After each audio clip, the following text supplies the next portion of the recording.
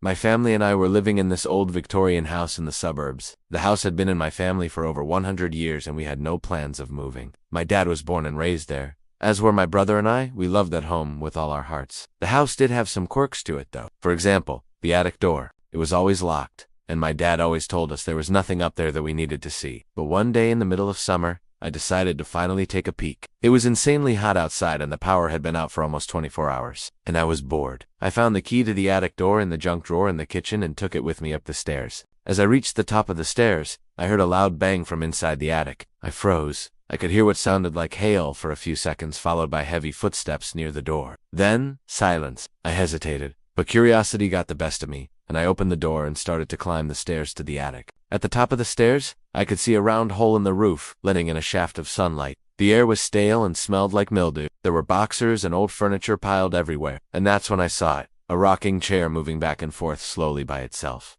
I couldn't believe what I was seeing. I don't remember what made me do it, but I walked right up to the chair and tried to push it to stop it from rocking. That's when I heard more footsteps. They were coming from the other side of the room. I turned around to see what was making the noise, but there was nothing there. I couldn't make out anything in the shadows, but I could have sworn I saw a pair of eyes in the darkness watching me. I ran out of the attic, slammed the door and locked it. I told my brother what I had seen, but he just laughed at me and called me a weirdo. He said that there was nothing up there and that I must have been imagining things because the attic had been occupied in decades. But something wasn't right. That night, the rocking chair appeared downstairs in my parents' bedroom. My dad was furious. He grabbed the chair and threw it into the fireplace, then burned some kind of weird herbal stuff to cover up the smell. I don't know if it was the heat from the fire or what, but later that night, the power came back on. It was about 2 a.m. when I woke up to the sound of my name being called. I sat up in bed and turned on the light. I thought it was my mom. She often talked in her sleep, but then I heard the voice again. This time it was coming from downstairs. I called out for my mom and dad, but they didn't respond. I was getting scared, but I knew that if I didn't get downstairs, whoever or whatever was in the house would find me. I slowly crept down the stairs and called out into the darkness, but no one answered. That's when I heard it again, my name being called. This time it was close by. I could feel the presence of whatever was there watching me, waiting for me to come closer. I didn't want to go any deeper into the house, so I hid behind the staircase and waited. As the minutes ticked by, the voice grew louder and more impatient. It was definitely getting closer. I felt something brush against my leg and screamed. It was a cat. My dad's cat, Mittens, who had been missing for days. She rubbed against my leg and purred loudly, as if to say, "Hey, I'm here.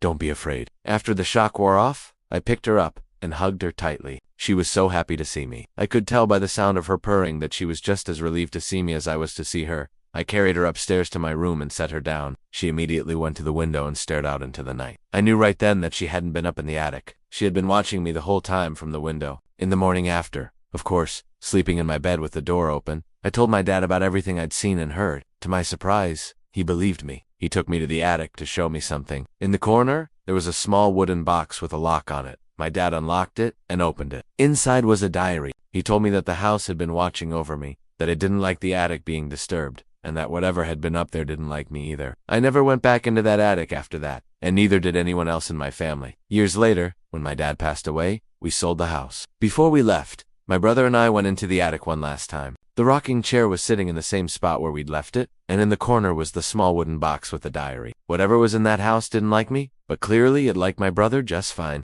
Last summer, while I was working in a small coastal town as a lifeguard, something strange happened to me that I can't quite explain. It's one of those things that happened so fast I didn't have time to be scared. But afterwards, when I looked back over everything that happened that day, I couldn't help but feel like someone or something was trying to send me a message. And the scariest part is, I think it still might be out there trying to send that message to someone else. It was the busiest day of the year. The stand had been packed all morning, and the line for the ice cream was constantly out the door. Just before lunch, my partner and I counted how many people were in the water. We had 315 people in the water, which was close to max capacity. We also had 7 boats out on the water, 6 jet skis, and 1 sailboat. All of a sudden, just after we finished counting, this sailboat comes barreling towards the red zone, which is basically the area closest to the shore where we tell people not to go because it's the most dangerous. They come to a stop right at the edge of the red zone, and I start yelling at them to leave the area. That's when I see the people on the boat. There are 4 people on this boat, 2 girls and 2 guys. And they're all laying down in the bottom of the boat, hiding under a bimini top. I'm sitting there in the stand watching them,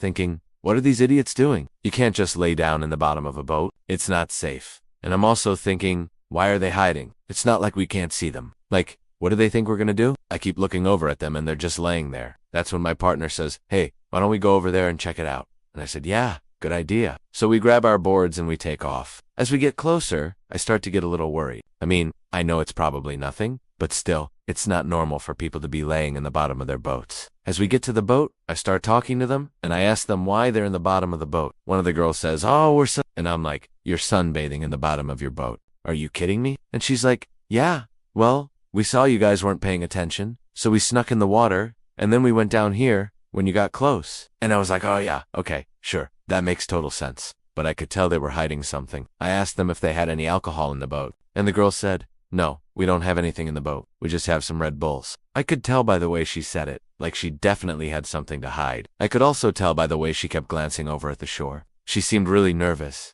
and that's when I saw him. I saw this guy standing on the beach taking pictures. He was tall and skinny with long, greasy hair, and he was wearing one of those old, wet, dirty, like green army jackets, and he had a camera around his neck, and he was taking pictures of the boat. I started yelling at him, hey, get out of here, man. You can't take pictures of us. And he didn't respond. He just kept taking pictures. That's when I got really freaked out. I started thinking maybe we should call the Coast Guard. Maybe this is bigger than we think. Maybe these people are involved in something they shouldn't be. But before I could say anything, one of the guys from the boat jumps out into the water. He swims over to us, and he starts asking us where the nearest bar is. And I'm sitting there on my board like, dude, I want to help you. But I literally cannot unglue my eyes from this guy on the beach, who is still taking pictures. The guy tells me where the bar is, and then he swims back to his boat. I look back over at the camera guy, and he's gone. I look back at the boat, and there's nobody on it. The girls and the other guy are gone. All I can see is this cooler in the bottom of the boat. I grab the cooler, and I bring it back to the stand, and I open it up, and it's full of cameras. There are cameras everywhere in this cooler. And that's when I realized this guy had been following people on the beach, taking pictures of them without their knowledge. And I honestly couldn't believe how much thought and planning must have gone into this.